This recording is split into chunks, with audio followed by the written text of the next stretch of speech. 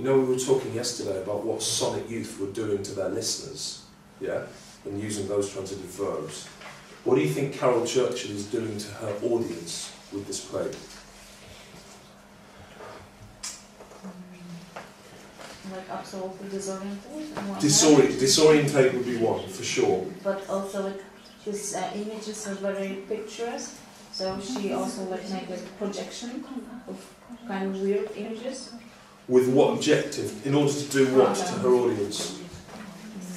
Interest also. To interest. Yeah. So she's interesting, but disorientating. Yeah. Yeah? Impress. I think it's... And impress. It's To impress. Yeah. You don't have to be engaged into your mind or rational, but more like your instinct. Mm-hmm. With what objective? What's she doing to her audience? But the other, what I want to look at this afternoon for our last thing in this workshop is how she uses the structure of the play to do all those things you're talking about. How the structure disorientates and frightens and warns as much as the language or the imagery or the story or the dialogue. Yes? So I've got an exercise for you, and I think I'll put you into groups of 4, 2 groups of 4 and a group of 3, to do this quite simple exercise.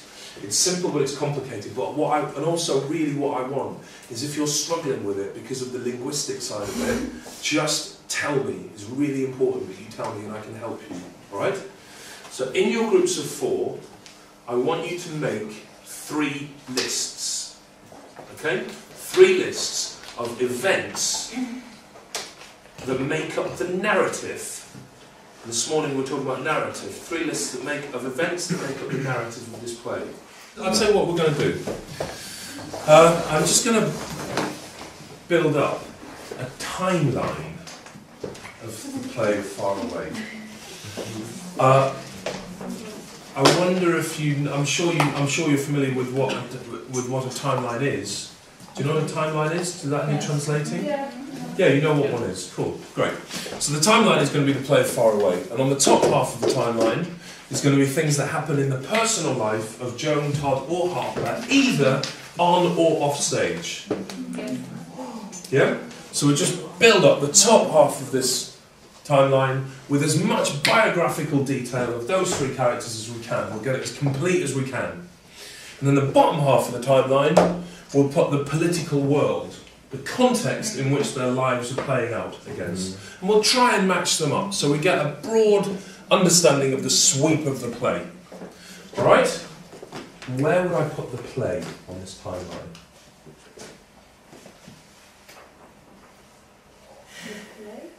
Where would I put the play?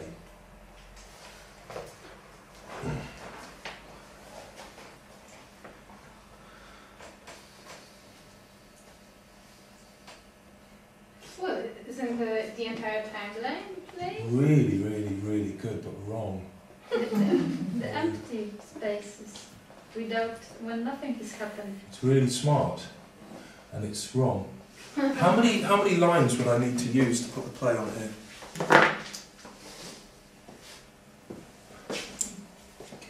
Can't imagine. Huh? Can't imagine how many. You can't imagine how many? Okay. How many lines? Can anybody imagine how many lines I would need? Like to write far away? Huh? To write just far away? To put the play on here. How many of these little lines would I need to put the play on there? Every line. Every line? Every line. Why? Because it's all happening. Yeah, exactly. It's all happening. It's really, really smart. It's wrong. That's not the right answer. 8. 8! It's 8! We need 8 lines on this timeline to put the play on. Why do we need 8? 8 scenes. 8 scenes. So the first line would go there.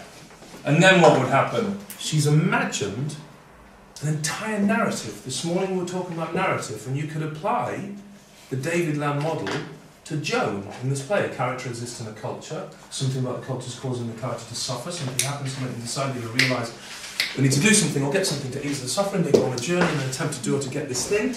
They come across obstacles which they succeed or fail at overcoming. In that they learn something of themselves or we learn something about them. The top half of the timeline is a classical narrative. Yeah? And she's cut into this narrative at 8 points. And the 8 points look like that. Okay? So something like...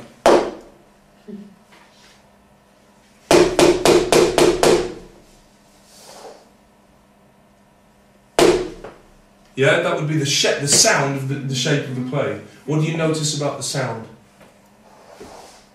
Oh, it was screaming for help. Yeah, so what made it sound like it was screaming for help?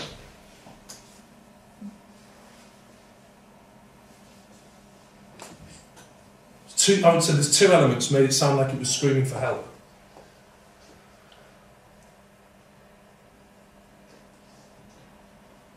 It's very easy rhythm. And it's like... Well, it's got a symmetrical rhythm. It's got a symmetrical rhythm. Yeah. There's big gaps in it. And a big explosion. And a big explosion in the middle. It's symmetrical. It's defined by its space, by the gaps in between it. So this sound, what's frightening, what I think is frightening when I hear that, is this bit here, where nothing's happening. Yeah? And then... It's like the middle has exploded. It's like the heart of the world is smashed apart. Yeah?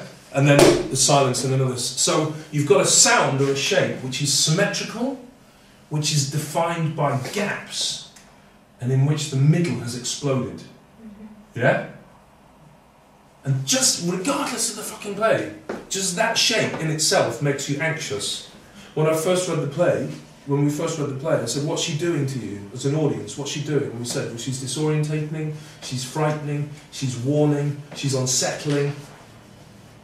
And I think she does this with the characters, she does it with the story, she does it with the language, she's done it with the dramatic action. But she does it most, for me, which is why I think this play is a masterpiece, with the structure. With the structure is incredibly simple and incredibly disorientating. The structure in Carol Churchill's hand isn't something that is received and understood like a 3-act structure or a 4-act structure or a Shakespearean structure.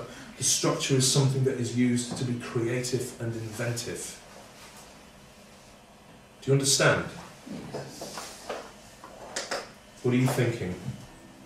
Wow. Wow.